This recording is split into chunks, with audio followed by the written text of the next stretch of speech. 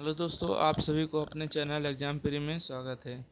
तो चलिए आज क्लास 12th का जो संपूर्ण क्रांति है उनके प्रश्न और उनके उत्तर है। ठीक है, तो इसका जो क्वेश्चन आंसर करने वाले हैं, तो वीडियो अच्छा लगे तो लाइक शेयर, चैनल को सब्सक्राइब करिएगा। वीडियो को ज़्यादा से ज़्यादा शेयर करना है। ठीक है, और आपको किस टॉपिक पर संपूर्ण व्याख्या चाहिए और क्वेश्चन आंसर जल्दी से कमेंट करिएगा। ठीक है, ऐसे आपको पूरा विषय का डाला जाएगा, ध्यान रखिएगा। तो क्वेश्चन नंबर 1 में कहते हैं, आख्यान के नेतृत्व के संबंध में सपना जो था नारायण के विचार, ठीक है, थे। कहते हैं आख्यान के नेतृत्व के संबंध में सपना नारायण के क्या विचार थे, आख्यान के नेतृत्व किस साथ पर करते हैं। तो इसका क्वेश्चन आंसर देख लेते हैं। इसका आंसर, ठीक है, आंसर हो जाएगा इसका कि अखिलेश के नेतृत्व के संबंध में स्वयं नारायण कहते। ठीक है, देखिए जयप्रकाश नारायण को आखिर में स्वयं नारायण भी कहते हैं।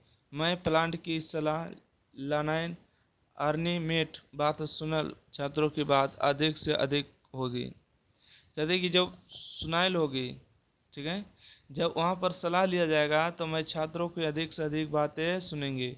धीरे धीरे मेरे पास होगी, आपकी बात समझेगी और अधिक से अधिक बातें होगी, आपकी बात स्वीकारोक्त ग्लोबल संघर्ष सरकार की, लेकिन निर्णय मेरा होगा। ठीक है, जयप्रकाश नारायण जी कहते हैं कि छात्रों को अधिक से अधिक बातें होगी, छात्रों से अधिक से अधिक बातें होगी और धीरे धीरे मेरे पास होगी, उसकी बहस करेंगे, बहस पर समझेंगे। ठीक है, उसकी जो बहस करेंगे, बहस पर क्या करेंगे, समझेंगे और अधिक से अधिक बातें होगी, उसकी बात जो स्वीकार भी करेंगे ग्लोबल पर और संघर्ष सरकार से, जन संघर्ष जो है सरकार के, लेकिन निर्णय मेरा होगा। ठीक है, निर्णय किसका होगा, मेरा होगा। इस फैसले को कभी सभी को माना जाएगा। ठीक है, मतलब सभी को इस फैसला से क्या करना होगा, मानना होगा। प्रस्ताव का नेतृत्व अपने निर्णय पर करते हैं। ठीक है, और कहते हैं कि तब इस नेतृत्व का कोई मतलब होता, तब यह क्रांतिकारी सफल हो सकता। कहते हैं कि कोई अगर नेतृत्व करने वाला अच्छा होता तो क्रांतिकारी क्या हो सकता है, सफल हो सकता। और नहीं, मैं तो इन बहसों में पता नहीं कि हम किधर टूट जाएं और क्या नतीजा निकलेगा। तो जेपी जी कहते हैं कि अगर मैं इन सब को में बहस का पता नहीं है तो हम किधर टूट जाएंगे और इसका क्या नतीजा निकलेगा ये पता नहीं है। क्वेश्चन नंबर 2 देखिएगा, कहते हैं कि नारायण के छात्र जीवन और अमेरिका यात्रा का परिचय। इस अवधि की कौन कौन सी बातें आपको प्रभावित करते। ठीक है, जब नारायण जी छात्र जीवन में थे और अमेरिका जब गए थे, अमेरिका यात्रा का जो परिचय कराइए, इस अवधि में कौन कौन सी बातें आपको प्रभावित करती हैं। तो इसका आंसर देखिएगा, कहते नारायण का स्टैटिक्स शिक्षा घर पर ही हुआ था। ठीक है, नारायण जी का जो स्टैटिक्स शिक्षा, जो शुरुआती की जो शिक्षा है वो किसका कहाँ पर हुआ, घर पर हुआ था। 1921 ईस्वी में जनवरी महीने में पटना कॉलेज में ISCC के विद्यार्थी थे। ठीक है, जनवरी 1921 ईस्वी में, ठीक है, जनवरी 1921 ईस्वी में पटना कॉलेज में ISCC, ठीक है, ISCC के विद्यार्थी थे। उस समय मेरे जीवन में बीता था। ठीक है, उस समय जब मेरे जीवन बीता था, मैं फूल देवी सहायता वर्मा के पास भेजा कि अध्ययन में कुछ करो और सीखो। मैं हिंदू यूनिवर्सिटी में दाखिल नहीं लिया क्योंकि यूनिवर्सिटी को सरकारी मदद से 19 सम्मेलन थी। कहते बिहार विद्यापीठ से परीक्षा पास के बचपन में स्वामी सत्यदेव के भाषण ने अमेरिका को प्रभावित किया। ऐसे तो मैंने सुना था कि कोई भी अमीर घर का मालिक इसे पढ़ा सकता है। कहते हैं देखिए, जब जयप्रकाश नारायण जी कहते हैं कि मैंने फूल देवी सहायता वर्मा के पास भेजा तो अध्यापन के लिए, कुछ सीखने के लिए, और मैं हिंदू यूनिवर्सिटी में दाखिल नहीं लिया। क्यों नहीं लिया, क्योंकि यूनिवर्सिटी की जो सरकारी मदद थी 19 सम्मेलन थी। 19वें सम्मेलन में की थी, बिहार विद्यापीठ परीक्षा की पास की। ठीक है, बिहार विद्यापीठ परीक्षा क्या की, पास की। बचपन में स्वामी सत्यदेव के भाषण से, बचपन में जब थे तो स्वामी सत्यदेव भाषण देते थे तो अमेरिका को प्रभावित किया। स्वामी सत्यदेव के भाषण से अमेरिका प्रभावित किया। ऐसे में मैंने सुना था कि कोई भी अमीर घर का मालिक इसे पढ़ा सकता है। किसको? उसी को। जब मेरी इच्छा थी कि मुझे आगे पढ़े, ठीक है, मेरी इच्छा थी कि मुझे आगे पढ़े। अमेरिका के बागों में मैंने काम किया।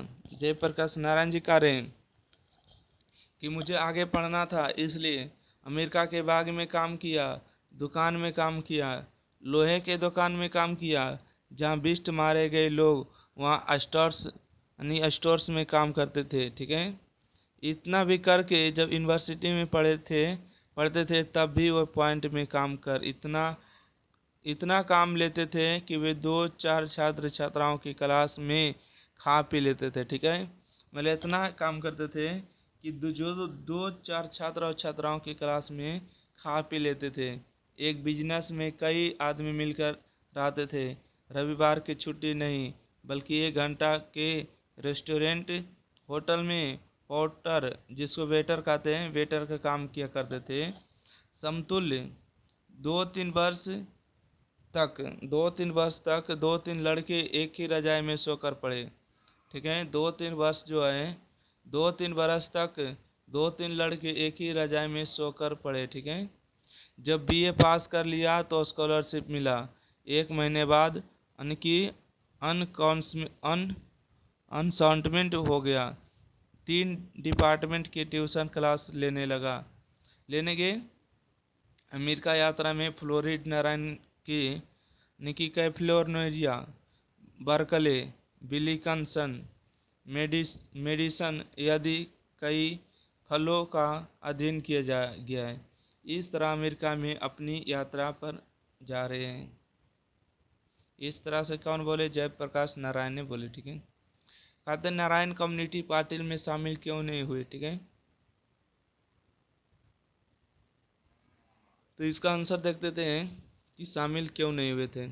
रिले ने लेनिन से सीखा था। ठीक है, रिले ने लेनिन से सीखा था, जो गुलाम देश है वहाँ के कम्युनिस्ट है हरगिज वहाँ की आज़ादी लड़ाई से अपने से अलग नहीं रखना चाहते। ठीक है, क्योंकि लड़ाई का नेतृत्व बुर्जुओं स्वयं यार के हाथ में होता है, मतलब बुजुर्ग के हाथ में होता है और पूंजीपति के हाथों में होता है। असल में कम्युनिटी को अलग नहीं रखना चाहिए, अपने को आइसोलेट नहीं करना चाहिए। कांग्रेस देश की आज़ादी के लिए कांग्रेस में शामिल हुई, क्योंकि कांग्रेस देश की आज़ादी के लिए कांग्रेस में शामिल हुई क्योंकि कांग्रेस देश का नेतृत्व नहीं कर पा रही थी। ठीक है, क्योंकि कांग्रेस देश का जो था, कांग्रेस दल के पार्टी जो था, उसका नेतृत्व ठीक ढंग से नहीं कर पा रहा था। कहते हैं पाठ के आधार पर प्रसंग स्पष्ट व्याख्या करना है। ठीक है, तो आइए, अगर कोई डेमोक्रेसी का दुश्मन है तो लोग दुश्मन है। ठीक है, जो जनता के शांतिमय कार्यक्रम में बाधा डालते हैं उनकी गिरफ्तारी करते हैं, उन पर लाठी चलाते हैं, गोलियां चलाते हैं। इन पर क्या करना है? व्याख्या करना है। अगर कोई डेमोक्रेसी का दुश्मन है, डेमोक्रेसी मतलब है स्वतंत्र, अगर कोई स्वतंत्र देश का क्या दुश्मन है, वहाँ लोकतंत्र है, वहाँ पर कोई दुश्मन है, तो वे लोग दुश्मन है जो जनता के शांतिमय, देखिए वे लोग दुश्मन है। ठीक है, कौन लोग दुश्मन है? वे लोग दुश्मन है जो जनता के शांतिमय कार्यक्रम में बाधा डालते हैं। ठीक है, और उनको गिरफ्तारी करते हैं भाषण में जाने से, और उन पर लाठी चलाते हैं और गोलियां चलाते हैं। इनको क्या करना है? व्याख्या करना है। तो चलिए इसका व्याख्या देते हैं। और क्वेश्चन नंबर देखिए इसी खा में है, यहाँ पर क्वेश्चन देख लीजिएगा। व्यक्ति से नहीं, हमें तो नीतियों से लड़ना है, सिद्धांतों से लड़ना है, कार्यों से लड़ना है। इसके भी व्याख्या करेंगे। तो देखिएगा व्याख्या क्या व्याख्या करते हैं कि प्रस्तुत पंक्ति महान समाजवादी नेता जयप्रकाश नारायण की संपूर्ण क्रांति शीर्षक भाषण से ली गई है। इन पंक्तियों में जयप्रकाश नारायण ने लोकतंत्र के दुश्मनों का वर्णन किया है। जयप्रकाश नारायण तत्कालीन सरकार की नीतियां की आलोचना करते हुए कहते हैं कि यह प्रसंग है। प्रसंग यह है कि पुलिस के उच्च अधिकारी ने कहा कि नाम लेना ठीक नहीं, कि मैं दीक्षित जी के मुंह से सुना। जयप्रकाश नारायण नहीं होते तो जल गया होता, ठीक है। जयप्रकाश नारायण नहीं होते तो जल गया होता। तब जो है क्या चीज, तब जो है जयप्रकाश नारायण यह सोचते हैं कि सारा जयप्रकाश नारायण के लिए क्यों होता है। उसके नेतृत्व में यह प्रदर्शन या सभा होने वाली है। लोग क्यों लोग को रोकते हैं, क्यों लोगों को रोकते हैं आप, जनता से घबराते हैं आप, जनता के आप प्रतिनिधि हैं, किसकी तरफ से शासन करने बैठे हैं आप, ठीक है। आपकी हिम्मत पटना आने से लोगों को रोक ले। आप लोकतंत्र, और लोकतंत्र में किसी व्यक्ति को शांतिपूर्ण सभा करने का अधिकार है। जयप्रकाश नारायण जी कहते हैं, ठीक है, कौन कह रहे हैं, जयप्रकाश नारायण जी कह रहे हैं इन सभी बात को भाषण जब दे रहे थे तब, कि यह लोकतंत्र, और लोकतंत्र में किसी भी व्यक्ति को शांतिपूर्ण सभा करने का अधिकार है। यदि सरकार यह सब करने से रोकती है तो सरकार के निकम्मेपन और नीचता का प्रतीक होता है, ठीक है। देखिए, भाषण में देगा तो पार्टी बदल जाएगा, इसलिए नहीं चाह रहा था, ठीक है। चलिए खा के व्याख्या। प्रस्तुत वाक्य जयप्रकाश नारायण के भाषण संपूर्ण क्रांति से लिया गया। आंदोलन के समय जयप्रकाश नारायण के कुछ मित्र ऐसे थे, ठीक है, कुछ ऐसे मित्र थे जो चाहते थे कि जेपी और इंदिरा जी में मेल मिलाप हो जाए, ठीक है। कुछ ऐसे भी छात्र थे जो इंदिरा गांधी और जयप्रकाश नारायण में चाहते थे मेल मिलाप हो जाए। इस प्रसंग में जेपी ने कहा है कि उनका किसी व्यक्ति से झगड़ा नहीं, चाहे वह इंदिरा गांधी हो या कोई और। उन्हें तो नीतियों से लड़ना है, सिद्धांतों से लड़ना है, कार्यों से लड़ना है। जो कार्य गलत है, जो नीति गलत होगी, जो सिद्धांत गलत हो गए, चाहे वह कोई भी करे, वे विरोध करेंगे, उनका क्या करेंगे, विरोध करेंगे, ठीक है। चलिए 5 नंबर देखते हैं। कहते बापू और नेहरू किस विशेषता का उल्लेख जेपी जी ने अपने भाषण में किया, ठीक है। बापू और नेहरू की किस विशेषता का उल्लेख जेपी मतलब जयप्रकाश नारायण ने अपने भाषण में किया है। तो कहते हैं कि जयप्रकाश नारायण ने अपने भाषण में बापू एवं नेहरू जी की विशेषता का उल्लेख किया है। जयप्रकाश नारायण कहते हैं कि जब हम नौजवान थे तब उस जमाने में यह जुर्रत होती थी, हम लोग बापू के सामने हम कहते थे कि हम नहीं जानते हैं बापू यह बात, और बापू इतने में इतना मानता था कि वो बुरा नहीं मानते थे, फिर भी बुलाकर हमें प्रेम से समझाना चाहते थे। जेपी कहते हैं कि जवाहरलाल नेहरू मुझे मानते बहुत थे, मैं उनका बड़ा आदर और प्रेम करता, परंतु उनकी कटु आलोचना भी करता था, लेकिन बड़प्पन था कि वे बुरा नहीं मानते। अक्सर वे हमारी आलोचना का बुरा नहीं माना। उनके साथ जो भेदभाव था महाराष्ट्र की नीतियों को लेकर, ठीक है। यहाँ देखिए महाराष्ट्र की नीतियों को लेकर। 6 नंबर देखिएगा, भ्रष्टाचार की जड़ क्या है, ठीक है। भ्रष्टाचार की जड़ क्या है, क्या आप जेपी से सहमत है, इसे दूर करने के लिए क्या सुझाव देंगे। भ्रष्टाचार की जो है जड़ क्या है, क्या आप जयप्रकाश नारायण से सहमत है, इसे दूर करने के लिए क्या सुझाव देंगे। कहते हैं कि हमारी नज़र में भ्रष्टाचार की जड़ सरकार की गलत नीतियां हैं। इन गलत नीतियों के कारण भूखे, महंगाई और भ्रष्टाचार है। कोई काम जनता का नहीं निकलता है, ठीक है। कोई काम जनता का नहीं निकलता है बगैर रिश्वत दिए, ठीक है। बगैर रिश्वत दिए जनता को कोई काम नहीं निकलता है। कहते हैं सरकारी दफ्तरों में, बैंकों में, हर जगह टिकट लेना, उनमें जहाँ भी रिश्वत हो बगैर काम नहीं होता, ठीक है। जहाँ भी काम हो बिना रिश्वत के कोई काम नहीं होता, जैसे आप सभी जानते हैं। कहते हैं कि हर प्रकार के अन्याय के नीचे जनता दब रही है, शिक्षा संस्थाएं भ्रष्ट हो रही है, हमारे नौजवान का भविष्य अंधेरे में पड़ा हुआ है, उनका जीवन उनका नष्ट हो रहा है। इस प्रकार जो है चारों ओर भ्रष्टाचार व्याप्त है, मतलब विस्तार हो चुके। इसे दूर करने के लिए समाजवादी तरीके से सरकार ऐसी नीतियां बनाए जो लोग कल्याणकारी हो, जो लोगों का कल्याण करने वाली क्या हो, नीतियाँ हो। तो ऐसे सरकार बनाना चाहिए। क्वेश्चन नंबर 7 में कहते हैं कि दल विहीन लोकतंत्र और समाजवाद का ऐसा संबंध होता है। ठीक है, दल विहीन, ठीक है, बिना विहीन दल विहीन लोकतंत्र और समाजवादी कैसा संबंध है, कैसा संबंध है। इसका उत्तर देखते हैं। दल विहीन लोकतंत्र सर्वोदय विचार का मुख्य राजनीतिक सिद्धांत है और ग्राम सभाओं के आधार पर दल विहीन प्रतिनिधित्व स्थापित है। दल विहीन लोकतंत्र तो मार्क्सवाद और लेनिनवाद के मूल उद्देश्य में से है। कहते हैं कि मार्क्सवाद के अनुसार समाज जैसे जैसे समाजवाद की ओर बढ़ता जाएगा वैसे वैसे राज स्टेट का लक्ष्य होगा। मार्क्सवाद का मतलब हुआ कि जो समाज जो है जैसे जैसे मार्क्स यानी कि सबवाद की ओर बढ़ता जाएगा वैसे वैसे राज स्टेट का क्षय होता जाएगा, स्टेट का धीरे धीरे खत्म होता जाएगा और अंत में स्टेट लेस सोसाइटी कायम होगी। वह समाज आवास ही लोकतांत्रिक होगी जहां उस समाज में लोकतंत्र का सच्चा स्वरूप प्रकट होगा और लोकतंत्र निश्चय ही दल विहीन होगा। क्वेश्चन नंबर 8, संघर्ष समितियां से जयप्रकाश नारायण की अपेक्षाएं। ठीक है, संघर्ष समितियों से जयप्रकाश नारायण की क्या अपेक्षाएं हैं। कहते हैं जन संघर्ष की जो समितियां हैं जयप्रकाश नारायण की, उसे क्या अपेक्षा है। तो जयप्रकाश नारायण की जो है जन संघर्ष समितियों से जयप्रकाश नारायण की अपेक्षाएं हैं निम्नलिखित। पहले बात करें तो सभी संघर्ष समितियां मिलकर चुनाव में अपनी उम्मीदवार खड़ा करें अथवा जो उम्मीदवार खड़ा किए गए हैं उनमें से किसी एक का मान्य करें। ठीक है, कहते हैं कि सभी संघर्ष समितियां मिलकर चुनाव में अपना उम्मीदवार खड़ा करें अथवा जो उम्मीदवार खड़े किए गए हैं उनमें से किसी एक को मान्य दें। कहते चुनाव की इन समितियों द्वारा खड़ा किया गया जो उम्मीदवार जीते उसके भाव कार्यक्रम पर नजर रखना काम वे समितियां करेगी। ठीक है,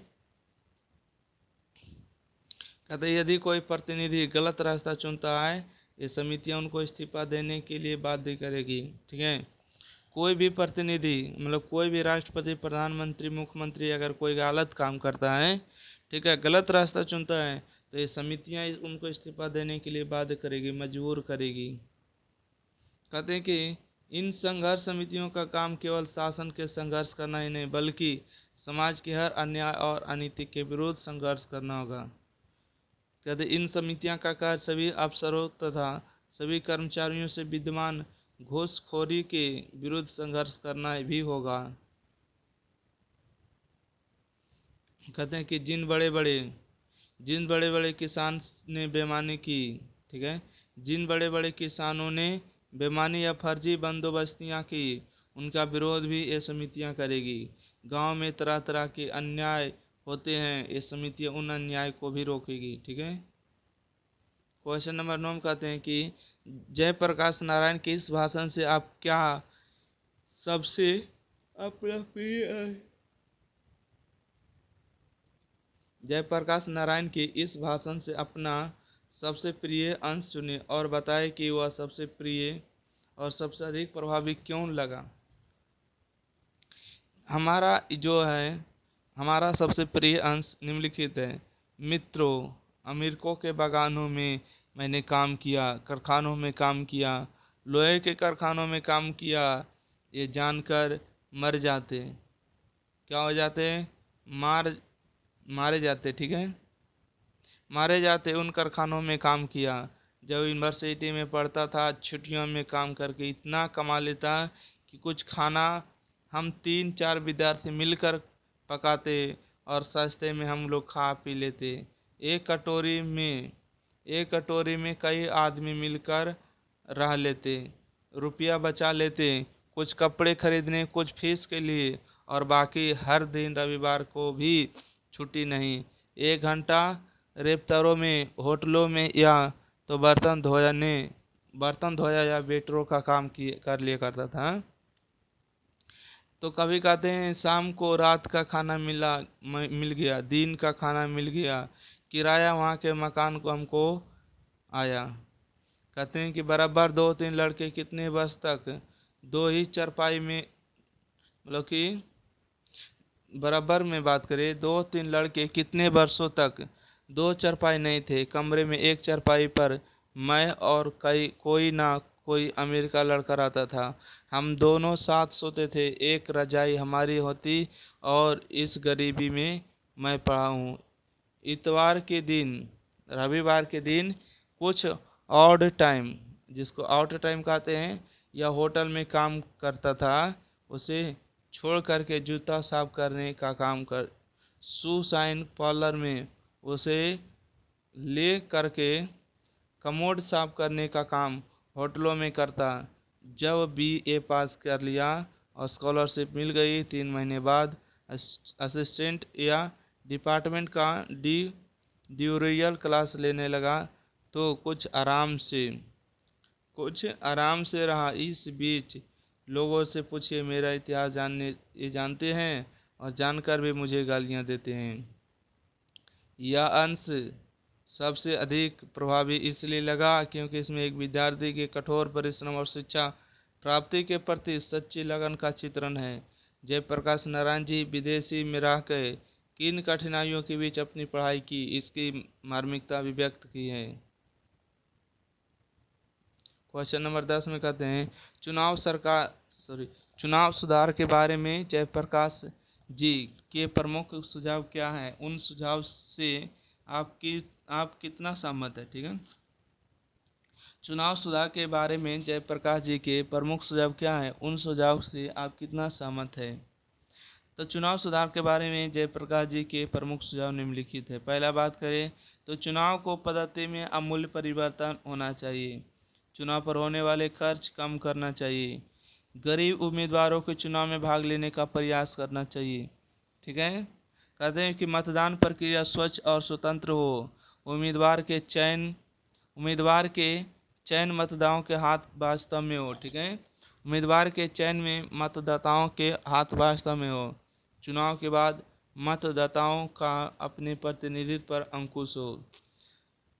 कहते जन संघर्ष समितियां आम राय से जनता के लिए सही उम्मीदवार का चयन करें। क्वेश्चन नंबर 11 और आखिरी क्वेश्चन, दिनकर जी का निधन कहाँ और किन परिस्थितियों में हुआ? ठीक है, दिनकर जी का निधन कहाँ और किन परिस्थितियों में हुआ? कहते हैं कि दिनकर जी के निधन जो है जेपी जी से मिले। ठीक है, निधन के दिन, जिस दिन निधन होने जा रहा था, ठीक है, निधन के दिन दिनकर जी जेपी जी से मिले। उसी रात्रि जेपी के मित्र रामनाथ जी गोयकनाथ इंडियन एक्सप्रेस के मालिक के घर मेहमान थे। रात को दिल का दौरा पड़ा। 3 मिनट में उनको अस्पताल पहुंचाया गया। सारी व्यवस्था थी वहां पर, सारे डॉक्टर सब तरह से तैयार थे। दिनकर जी फिर से जिंदा नहीं हो पाए, उस रात उनका निधन हो गया। ठीक है, तो इस तरह से क्वेश्चन आंसर 11 के 11 समाप्त हुआ। तो अगले वीडियो में मिलेंगे अर्धनारीश्वर में। तो जब तक के लिए वीडियो को लाइक शेयर, चैनल को सब्सक्राइब करें। ठीक है, थैंक यू।